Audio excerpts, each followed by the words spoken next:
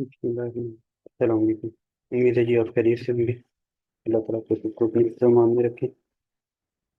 आज का लेसन भी हमारा लास्ट सेशन की कंटिन्यूटी है। एसएपी इन्वेंटरी मॉड्यूल हम कर रहे थे, उसी को आज हम आगे फर्दर कंटिन्यू करते हैं।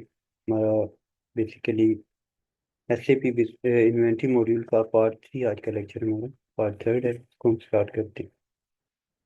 तो उसके लिए हमने सबसे पहले आना है इन्वेंटरी मॉड्यूल के अंदर।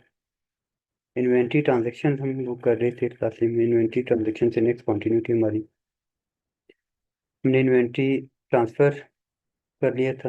उसके बाद इन्वेंट्री ट्रांसफ़र रिक्वेस्ट कुछ रिसीव कुछ इशूज थी। आज नेक्स्ट हमारा इन्वेंट्री ओपनिंग बैलेंसेज के नॉर्मली जिस वक्त हम कोई भी सिस्टम डेवलप करते हैं तो स्टार्ट के अंदर इन्वेंट्री का कोई बैलेंस होगा जो हमने ओल्ड सिस्टम से न्यू सिस्टम में मूव करना है। तो नॉर्मली हम गो लाइव को ट्रांजेक्शन अपनी कंप्लीट कर लेते हैं गो लाइव पे।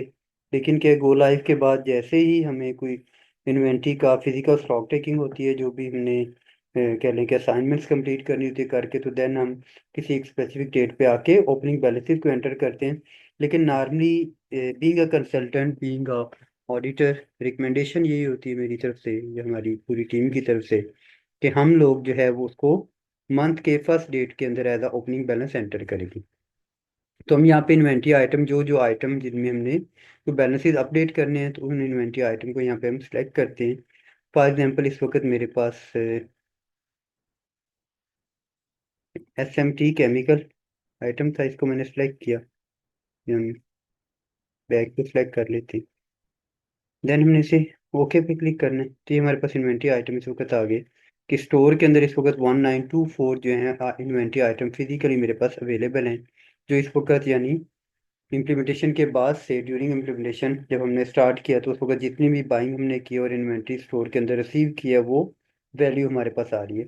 तो इसमें इनिशियल क्वांटिटी का एक कॉलम आ रहा है, जो हमने क्लोजिंग की, स्टॉक टेकिंग की, तो उसके बाद हमने जो बैलेंस देखा कि ओल्ड सिस्टम में या मैनुअल सिस्टम में जो फिजिकल स्टॉक टेकिंग के अंदर हमें ट्रांजेक्शन मिली वो यहाँ पे हम एंटर कर देते हैं। फॉर एग्जांपल हमने कहा जी यहाँ पे हमारे पास ऑलरेडी 100 आइटम पहले भी अवेलेबल थे। अगर तो पीछे सिस्टम में हमने कोई इसकी ट्रांजेक्शन की होती, हमारे पास डेट होती, पीछे प्राइस आ रही होती, तो यहाँ पे ऑटोमेटिकली हमारी प्राइस इसके अंदर शो हो जाती। तो इस वक्त ये बाय डिफॉल्ट वैसे भी जनरल वेयर हाउस के अंदर आ रहा है। तो हम यहाँ पे एज्यूम करते हैं कि हमारी क्या है, ओपनिंग बैलेंस जो है उस वक्त उसकी अमाउंट जो थी वो 1150 थी फॉर एग्जांपल। नहीं, बैक की आई थिंक हमारी थी 5000। तो हम कहते हैं जी उस वक्त हमने जो 4500 के हिसाब से हमारे पास आ रहा था। इस वक्त हमारे पास जो इन्वेंट्री का अकाउंट है, वन की सीरीज में हमारे पास इन्वेंट्री अकाउंट आ रहा होगा, तो हमने इन्वेंट्री अकाउंट का वो वैल्यूज को असाइन कर दी। सिंपल हम उसके अंदर अगर कोई डिटेल देना चाहें तो हम कह सकते हैं कि हमारा जो इन्वेंट्री आइटम था, हमने ये आइटम सेलेक्ट किया, यानी कि ये बैग हमारे, ये डिस्क्रिप्शन में लिखते हैं ये हमारा एज ओपनिंग बैलेंस। ठीक है, जो भी आपने डेट दी उसके अकॉर्डिंग हम इसे ऐड कर सकते हैं। सिंपल ऐड किया, हमारा ऑपरेशन कम्प्लीटली सक्सेसफुली का मैसेज आ गया, तो इसका मतलब है हमारा इन्वेंट्री आइटम जो है, जो बैलेंस है ओपनिंग बैलेंस अपडेट हो गया। हम यहाँ पे अगर मल्टीपल आइटम को सिलेक्ट करना चाहे तो मल्टीपल आइटम्स को भी सिलेक्ट किया जा सकता है। अभी देखिए जैसे मैंने ये फर्स्ट आइटम जो है चूज कर लिया था, अब मैं फर्स्ट की बजाय कोई और ले लेता हूँ। मैंने कहा एसएम ट्रेनिंग, देन हमने कहा जी उसके बाद 414 लेट में लेंगे, तो अब मेरे पास ये चार आइटम आ गए। ठीक है, अब देखिए इनमें करंट मेरे पास कोई इनिशियल वैल्यू नहीं आ रही, यानी इस वक्त मेरे पास स्टॉक में कोई इसमें ट्रांजेक्शन हुई नहीं। तो मैंने कहा इनिशियल क्वांटिटी मेरे पास ये 10 है। ठीक है, और इसकी प्राइस हम दे देते हैं जी फॉर एग्जाम्पल 1100 थी मेरे पास। केमिकल हमारा है जी, हमने कहा जी ये 150 kg या 150 लीटर है, और इसकी प्राइस थी मेरे पास 2200 रुपये। ठीक, अल्टरनेट आइटम जो था मेरे पास ये है 50 kg, और इसकी प्राइस थी मेरे पास 1800। ठीक है, इनको हम ऐड करेंगे तो हमारी ट्रांजेक्शन इसमें भी ऐड हो जाएगी। ये ओपनिंग बैलेंस अकाउंट जो वो कह रहा है कि इसमें आपका, क्योंकि ट्रांजेक्शन बैलेंस में थी नहीं, तो एक जो आइटम है वो बता रहा है कि ये केमिकल वाला जो आइटम है इसके अंदर आपका इशू है। ये हो सकता है हमारी प्राइस का कोई डिफरेंस हो, वेरिएशन है। हाँ जी, तो उसमें बैलेंस का इशू आ रहा है। अच्छा सॉरी, अकाउंट नंबर हमने डालने थे, ये हमारा था 2200। अकाउंट बैलेंस हमने इन्वेंट्री आइटम लिया था जी हमारा वन की सीरीज में इन्वेंट्री। ठीक। ये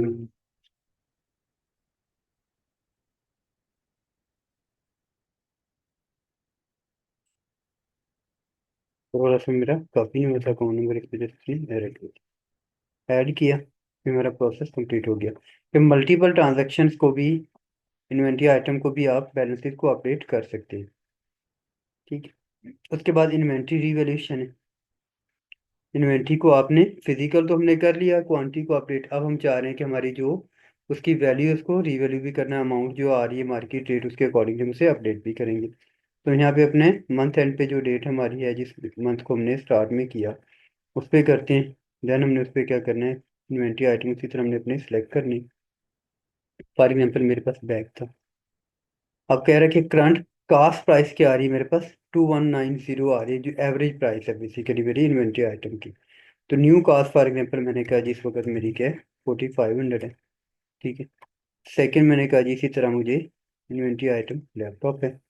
अब वो कहता है 71,270 50 रुपीज़ मेरी इसकी इस वक्त करंट कास्ट आ रही है। तो मैंने कहा जी इस वक्त जो मार्केट रेट है उसके अकॉर्डिंग इसकी 80,000 प्राइस होगी। ठीक है। इसी तरह हमने कहा जी हमारे पास टी केमिकल जो है, कहते हैं इस वक्त आपकी जीरो वैल्यू, क्योंकि क्वांटिटी सिस्टम में है ही नहीं तो इसलिए इसकी क्वांटिटी जीरो दे रहा है। तो मुझे क्या करना होगा, इसकी प्रोडक्ट चेंज करना। इसका मैंने कहा जी ये मेरे पास है इसकी 2000 पीस। ठीक है जी। अब हम इसे करते हैं जी ऐड। कोई रिमार्क्स हमने यहाँ पे एंटर करने तो हम रिमार्क्स कर लिख सकते हैं on base on current market rate revalue the basis of current market rate. ठीक। Add net. ये हमारी इन्वेंट्री आइटम प्रीवियस रिकॉर्ड पे हम जाके सर्च भी कर सकते हैं। ठीक है। ये हमारी इन्वेंट्री आइटम, अगर आप इसमें देखें तो आगे उसने कोड वगैरह सारे लगा दिए, मूविंग एवरेज मेथड यूज कर रहे हैं। अगर हमारा फाइफो मेथड होता तो यहाँ पे उसमें फाइफो मेथड में हमारी प्राइसेस आ जाती। हमारा क्योंकि अभी है ही एक, तो इसलिए जनरल वेयर हाउस के अंदर ही ये सारी ट्रांजेक्शन हमारी होगी। ठीक है। ये हमारा हो गया second inventory revaluation method. Then हमारे पास इन्वेंट्री मॉड्यूल के अंदर है प्राइस लिस्ट के ऑप्शन, कि मल्टीपल प्राइस लिस्ट हमने स्टार्ट में देखी थी। 10 प्राइस लिस्ट नॉर्मल, और उसके बाद हमारी प्राइस लिस्ट जो है लास्ट परचेज प्राइस और लास्ट वेरिएशन प्राइस है, वेरिएटेड प्राइस है।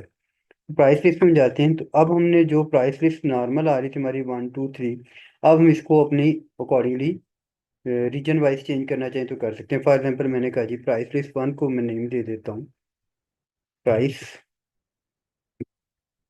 For USA. ठीक है। अब उसका मेरा नेम यूएसए हो गया। राउंडिंग फैक्टर वन है। राउंडिंग मेथड राउंड नो, कोई राउंडिंग मेथड नहीं है। ग्रुप वन है, अथोराइजेशन बेसिक ग्रुप वन है, ग्रुप वन के अंदर रहेगा। ठीक है। सेकंड मैंने कहा जी ये मेरा हो जाएगा प्राइस फॉर के एस ए सऊदी अरेबिया। तो ऑटोमेटिक से बेस प्राइस को भी इसको अपडेट कर दिए नेम को।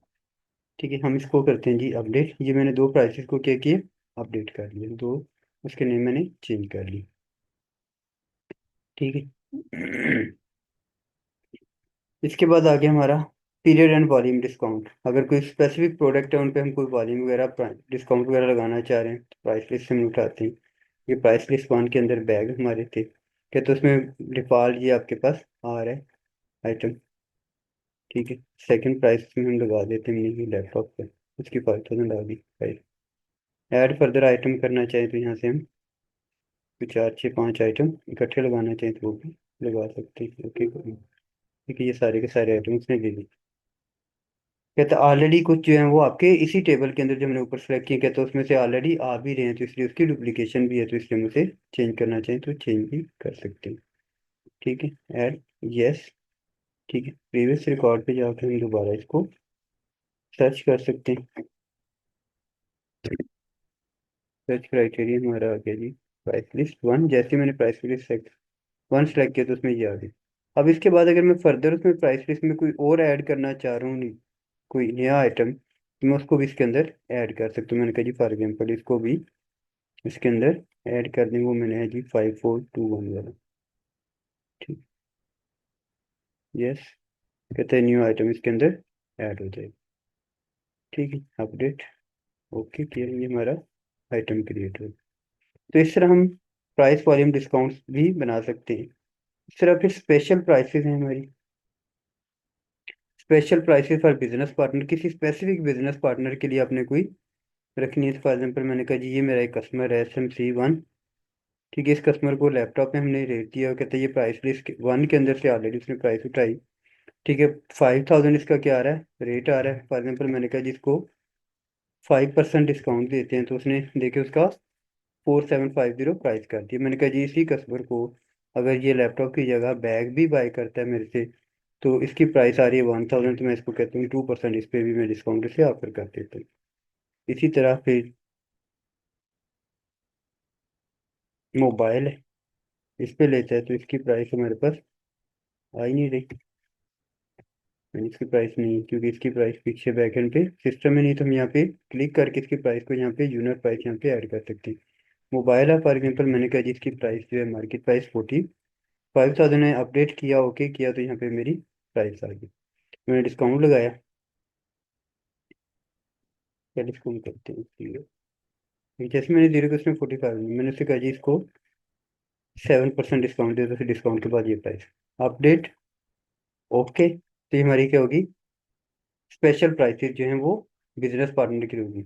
Copy special price to selection criteria, कि एक बिजनेस पार्टनर की जो हमने प्राइसेस ली थी, ये लिया था, हमने कहा जी इसको कॉपी करने, और ये हमने किसी और बिजनेस पार्टनर को भी अलाउ कर दी। 2 3 4 बिजनेस पार्टनर के लिए हमने कहा जी इन सब के लिए भी यही प्राइस। यस करें, ओके किया, कहते हैं मेक श्योर है, मैंने कहा जी यस। अब ये ऑटोमेटिकली क्या होगा, मेरी सारी की सारी इनके लिए भी कॉपी हो जाएंगी। आइटम कहते हैं जी आप बता दें ये किसी स्पेसिफिक आइटम के लिए, मैंने कहा जी बिल्कुल आइटम भी लगा देते हैं, ये आइटम थे। अब इनके लिए हम क्या करते हैं, इसको अलाउ करते हैं। तो ये मेरी सक्सेसफुली कंप्लीट क्या हो गया, आइटम उसके अंदर ऐड भी हो गए, और जो पहले आइटम थे उसको अलाउ किए, तो उसके अंदर ये मल्टीपल प्राइसेस जो हैं किसी एक वेंडर के लिए जो हमने बनाई थी, मल्टीपल वेंडर्स के लिए हमने उसको असाइन कर दिया। ठीक है जी, ये ऑल कस्टमर है। फिर वेंडर वाइज अगर आप करना है तो वेंडर ने आपको दिए तो वेंडर को भी कर सकते हैं। ठीक है, ओके किया, ये हमारी होगी special prices multiple supplier customers के लिए। अपडेट स्पेशल प्राइस ग्लोबली, अगर हमने कोई पहले से क्रिएट किए हैं बिजनेस पार्टनर के लिए, जैसे भी हमने किया हुआ था अपना SMC के लिए, अब इसको हम चाह रहे हैं कि किसी और बिजनेस पार्टनर के लिए भी करना है, तो हम क्या कर सकते हैं, ग्लोबली करेंगे तो तमाम के तमाम बिजनेस प्राइस पार्टनर के लिए ये आ जाएंगी, एप्लीकेबल हो जाएंगी। ठीक है, अब देखिए कहता है कि इस वक्त आपका क्या है, परसेंटेज। मैंने कहा जी फॉर एग्जांपल ये मेरे पास है जी 10% सबके लिए, ओके करें, यस किया। अब जितनी प्राइसेस होंगी सबके लिए 10% क्या होगा, अप्लाई हो जाएगा इस बिजनेस पार्टनर। जो भी ये प्रोडक्ट देखिए मैंने आइटम नहीं दिया, तो तमाम के लिए। अगर हम यहाँ पे कोई स्पेसिफिक आइटम दे देंगे, तो फिर स्पेसिफिक उन्हीं आइटम के लिए 10% डिस्काउंट आपका एप्लीकेबल होगा। ठीक है, यस किया, ओके किया, सक्सेसफुली ये भी कंप्लीट हो गई। ठीक है, तो इस तरह मल्टीपल कर सकते हैं। प्राइस लिस्ट को रिफ्रेश करना है, डिलीट करना चाहें डिलीट भी कर सकते हैं। तो ये सारी की सारी ऑप्शन हमारे पास अवेलेबल हैं। और ये हमने क्या किया, इनिशियली एक बिजनेस पार्टनर के लिए किया, फिर उसी बिजनेस पार्टनर से मल्टीपल बिजनेस पार्टनर को कन्वर्ट कर दिया। फिर उसके बाद हमने ग्लोबली जितने बिजनेस पार्टनर थे हमने कहा जी सबके लिए एप्लीकेबल हो जाए इसी की प्राइसेस, तो हमने वो कर दी, ओके किया, फॉर्म क्लोज हो गया। उसके बाद डिस्काउंट ग्रुप, अगर कोई स्पेसिफिक ग्रुप बनाना चाह रहे हैं आप डिस्काउंट का, तो वो भी हम यहाँ पे डिफाइन कर सकते हैं। हम यहाँ पे देखें, कहते हैं जी ये मेरा बिजनेस पार्टनर है, इसके लिए अगर ये फिनिश आइटम कोई हमसे बाय करते हैं तो हम उसको देंगे जी फॉर एग्जाम्पल 15% डिस्काउंट। अगर वो इन्वेंट्री आइटम रॉ मटेरियल की सूरत में हम बाय करते हैं तो हम उसे कहते हैं जी आपको इस पे 20% डिस्काउंट मिल जाएगा। ठीक है, अच्छा रॉ मटेरियल नीचे था 20%, और इस पे चलिए रॉ मटेरियल पे 25 करेंगे। ठीक है, तो ऐड करेंगे तो ये हमारा क्या होगा इस पे। अब इस कस्टमर के लिए ये 3 आइटम, 3 तरह के जो आइटम ग्रुप्स हैं, उनमें से कोई भी प्रोडक्ट बाय करेगा फिनिश आइटम्स के अंदर से डेनम, इन्वेंट्री आइटम के अंदर से कोई भी आइटम, रॉ मटेरियल के अंदर से कोई आइटम, तो ये डिस्काउंट उसको अप्लाई हो जाएगा। ठीक है जी, ओके किया, हमारा ये कंप्लीट हो गया, फॉर्म क्लोज किया डिस्काउंट ग्रुप पे। उसके बाद update parent item price globally. अगर कोई स्पेसिफिक हमने पेरेंट रखे थे, उन पे अगर कोई प्रोडक्ट हमने लेनी है, ली थी, तो उस पे हम चेंज कर सकते हैं। फॉर एग्जाम्पल हमने ये प्रोडक्ट चूज की, बैग्स की, सर्च किया, कहते हैं इसका कोई पेरेंट आइटम अभी तक आपने बनाया ही नहीं था, तो इसलिए कोई पेरेंट आइटम उस पर कंपोनेंट आइटम चेक करेंगे तो कंपोनेंट आइटम भी हमारे पास कोई नहीं होगा अभी तक, क्योंकि हमने इसकी किए नहीं। आइटम ग्रुप हमने कहा जी अगर हम फिनिश गुड्स पे करते तो अब शायद हमें डाटा कुछ दिखा दे, लेकिन अभी भी क्योंकि कस्टमर ने कोई ऑर्डर नहीं दिया तो इस वजह से वो भी नहीं होगा हमारे पास। तो इस तरह से हम स्पेशल प्राइसेस जो है मल्टीपल टाइप में बना सकते हैं। Business partner wise special price, फिर मल्टीपल बिजनेस पार्टनर को उसी को कॉपी करके मल्टीपल बिजनेस पार्टनर को असाइन कर सकते हैं। ग्लोबली आपके जितने बिजनेस पार्टनर कस्टमर हैं तमाम के लिए कर सकते हैं। कोई स्पेशल डिस्काउंट ग्रुप बनाना चाहे तो बना सकते हैं। पेरेंट आर्टिकल, अगर कोई पेरेंट आर्टिकल है उसके नीचे सब आर्टिकल्स बन गए। फॉर एग्जांपल पेरेंट्स में हमने कहा जी गारमेंट्स, और उसका चाइल्ड हमने बना दिया डेनम अपैरल, तो ये उन पे की बेस पे होगा पेरेंट लेवल पे। ठीक है जी। उसके बाद नेक्स्ट हमारा आ गया pick and pack. Pick and pack manager के अंदर नॉर्मली जो हमारा स्टेटस जो है वो ट्रांजेक्शन्स का होता है कि ओपन है, रिलीज है, पिक है, ग्रुप का है, नन है। ठीक है, सेल ऑर्डर पे है, रिजर्व इनवाइस पे ऑर्डर हम नॉर्मली कहते हैं, सेल ऑर्डर पे फ्रॉम किस पे बेस पे करते थे, ये आपके तमाम के तमाम कस्टमर हैं जिनके सेल ऑर्डर कोटेशन बनी है, सेल ऑर्डर बने। हमने कहा जी फर्स्ट से स्टार्ट किया और 10 तक लास्ट तक लेंगे। पोस्टिंग डेट, वो पोस्टिंग डेट को स्पेसिफिक फुलफिलमेंट लेने 100% लेने, 0 से 100% है, बाई डिफॉल्ट 100% आ गया, ओके करेंगे। तो हमारा ये तमाम की तमाम आ गई।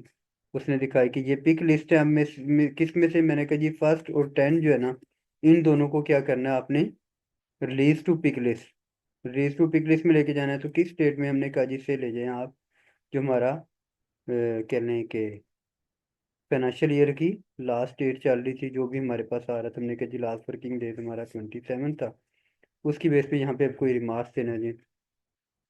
ऑर्डर रिलीज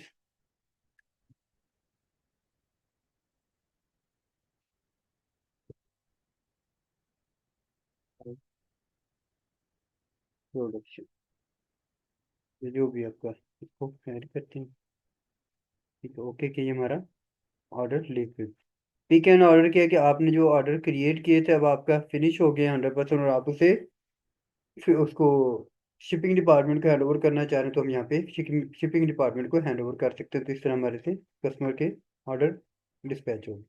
अब किसी पे क्लिक करके एक्सपेंड करें, यहाँ पे क्लिक करके आप, ठीक है, वेयर हाउस पे ले जाएंगे तो ये वेयर हाउस आपको दिखा रहा है। ठीक है, तो इसकी आपकी वेयर हाउस की लोकेशन आ गई, अकाउंटिंग डाटा ये आगे सारे के सारे इसको जो हिट होगी। डिलीवरी डेट की बेस पे करना है, कस्टमर डॉक्यूमेंट बेस, वो आपने जिस बेस पे करना है उस बेस पे कर सकते हैं। ठीक है, ये हमारी होगी ओपन स्टेटस के हिसाब से। अगर हम कहते हैं जी रिलीज ही का है, तो रिलीज में हमें अभी जो हमने उसके रिलीज किए दो ट्रांजेक्शन ने दोनों रिलीज वाली दिखा दी। हम कहते हैं जी इसको रिलीज के बाद क्या क्रिएट करें, मैनुअल डिलीवरी। अब इसकी यानी डिलीवरी क्रिएट करनी है, ऑटो पे ले जाएंगे तो ऑटोमेटिकली डिलीवरी क्रिएट हुई। कहता है अब सबसे पहले आप बताएं जिसका रेट क्या है, कन्वर्जन रेट आज की डेट में, जिस डेट में रिलीज कर रहे हैं उस डेट में कन्वर्जन रेट क्या लगे। मैंने कहा जी 272 था जी उस डेट में, अपडेट किया, ओके किया, ये हमारा ऑर्डर रिलीज हो जाएगा। फिर तो पोस्टिंग डेट हमारी, क्योंकि कैलेंडर भी नेक्स्ट हमारा नेक्स्ट ईयर का ओपन नहीं हुआ, 25, आज फर्स्ट है, तुमने किया नहीं अभी तक ओपन, तो हम उसको उसी डेट में ले जाते हैं। ठीक है, अब कहते हैं जी अब आपने क्या करना है, इस डेट में जिस डेट में आपने किया है इसको करें।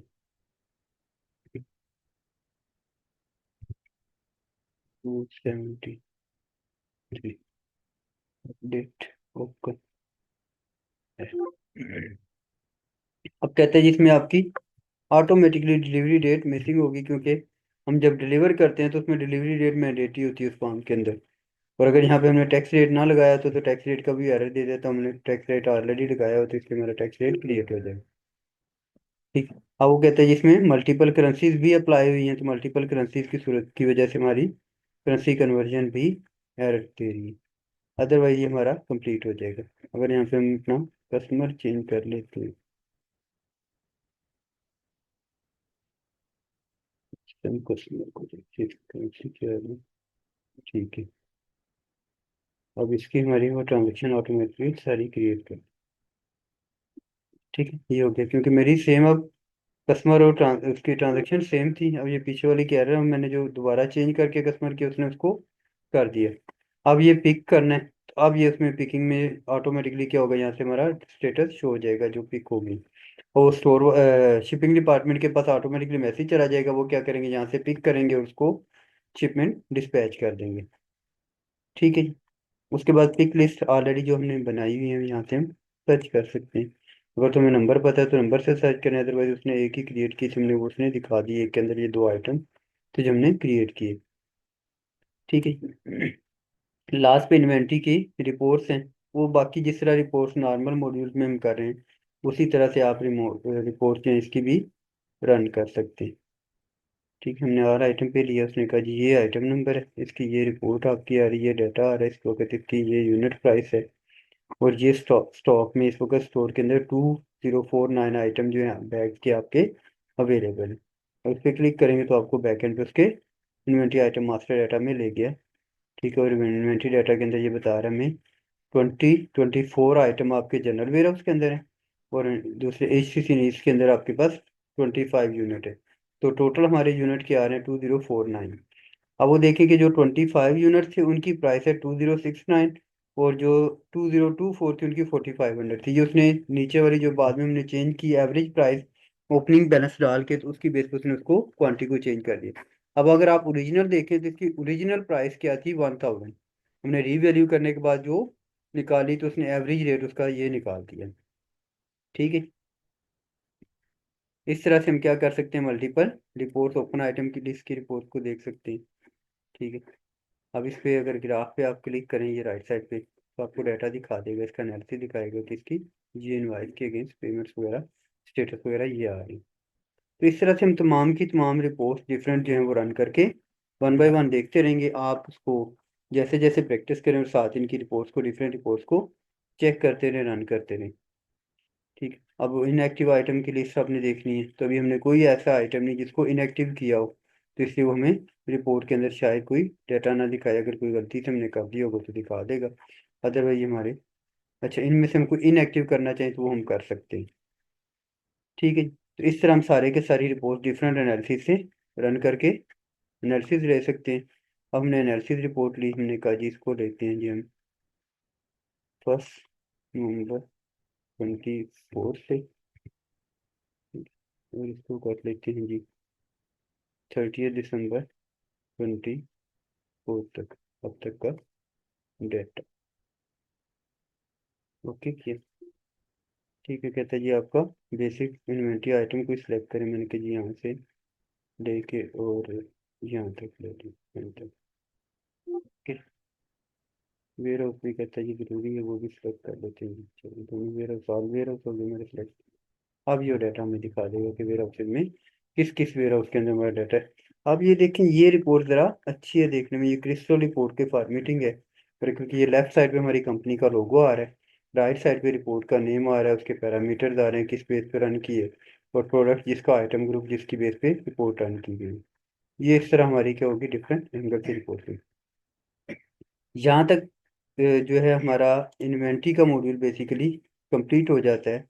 तो मज़ीद आप लोग प्रैक्टिस करें, तो फर्दर इंशाल्लाह नेक्स्ट सेशन के अंदर एक नए टॉपिक के साथ इंशाल्लाह दोबारा हाजिर होंगे, दोबारा मिलेंगे। तब तक अपना ख्याल रखिएगा। अल्लाह हाफिज़।